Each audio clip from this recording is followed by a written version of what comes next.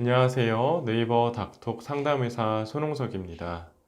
코골이 수술의 경우는 두 가지 적응증이 있을 경우 이제 생각해 볼 수 있는 방법이라고 말씀드릴 수 있겠습니다.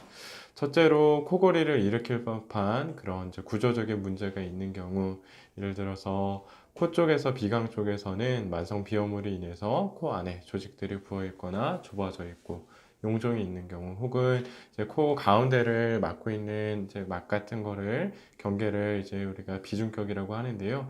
그게 비대칭으로 많이 휘어져 있어서 실제로 구조적으로 코가 많이 좁아져 있는 경우, 혹은 편도 혹은 아데노이드 같은 면역 조직들이 굉장히 크다거나 목젖과 그 위에 연구개 부분이 많이 좁고 또 커서 절개를 해줬을 때 이제 기도를 이루고 있는 공간이 넓어질 수 있는 경우, 이렇게 명백한 구조적으로 수술을 했을 때 코골이가 개선될 수 있는 적응증을 가지신 분들이 코골이 수술을 고려해 보셔야 할 것입니다.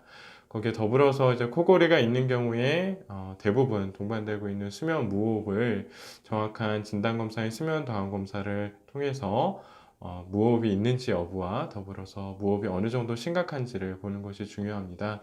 그래서 이 검사 결과에서 무호흡의 정도가 심하지는 않고 아주 경한 수준일 경우에는 이럴 경우에 역시 코골이에 대한 수술을 고려해 볼 수 있겠다고 말씀드리겠습니다. 결과적으로 이런 수면다운 검사를 통해서 무호흡의 정도가 중간 이상, 중등도 이상으로 심각하다고 진단이 되는 경우에는 1차적으로는 수술보다는 이 무호흡에 대해서는 양압기 치료를 교과서적으로는 권장을 합니다. 따라서 무엇보다 중요한 것은 정확한 진단을 위한 수면 다운 검사를 받으시고 그 결과에 따른 표준적인 치료를 받으시는 것이 중요하다고 할 수 있겠습니다. 도움이 되셨기를 바랍니다. 감사합니다.